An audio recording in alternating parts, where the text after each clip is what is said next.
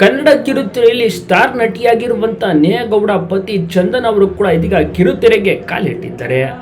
ನೇಹಾ ಗೌಡ ಅಂದರೆ ಗೊಂಬೆ ನೇಹಾ ಗೌಡ ಅವರ ಪತಿ ಚಂದನ್ ಈ ಮೊದಲು ಕಲರ್ಸ್ ಕನ್ನಡ ವಾಹಿನಿಯಲ್ಲಿ ರಾಜಾರಾಣಿ ಶೋನಲ್ಲಿ ಭಾಗಿಯಾಗ್ತಿದ್ರು, ಜೊತೆಗೆ ವಿಜೇತರು ಕೂಡ ಆಗಿದ್ರು.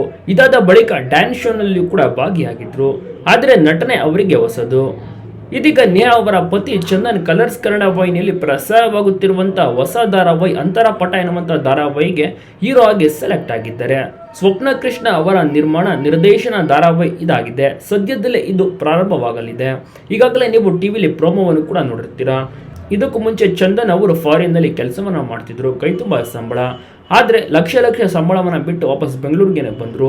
ನೇಹಾ ಗೌಡ ಅವರ ಜೊತೆ ಸೇರಿಕೊಂಡ್ರು. ಅವ್ರಿಗೂ ಕೂಡ ಏನಾದರೂ ಮಾಡಬೇಕೆಂಬ ಆಸೆ ಇತ್ತು. ಸೊ ಹೀಗಾಗಿ ಅದೇ ರೀತಿ ಒಂದು ರೆಸ್ಟೋರೆಂಟನ್ನು ಕೂಡ ಓಪನ್ ಮಾಡಿದ್ದಾರೆ. ಜೊತೆಗೆ ನಟನೆಯನ್ನು ಕೂಡ ಮಾಡಲು ಶುರು ಮಾಡಿದ್ರು. ರಿಯಾಲಿಟಿ ಶೋಗಳಲ್ಲಿ ಕಾಣಿಸ್ಕೊಳ್ಳೋದು ಶುರು ಮಾಡಿದ್ರು.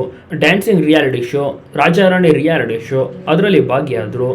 ಸೋಷಿಯಲ್ ಮೀಡಿಯಾದಲ್ಲಿ ಆಕ್ಟಿವ್ ಆಗಿರ್ತಿದ್ರು. ಈಗ ಹೀರೋ ಆಗಿ ಸೆಲೆಕ್ಟ್ ಆಗಿದ್ದಾರೆ. ಅಂತರ್ಪಟ ಅಂತ ಹೊಸ ಧಾರಾವಾಹಿಯನ್ನು ನೀವು ನೋಡ್ಬೋದು. ಕಲರ್ಸ್ ಕನ್ನಡ ವಾಹಿನಿಯಲ್ಲಿ ಇನ್ನು ಮುಂದೆ ಪ್ರಸಾರವಾಗುತ್ತೆ.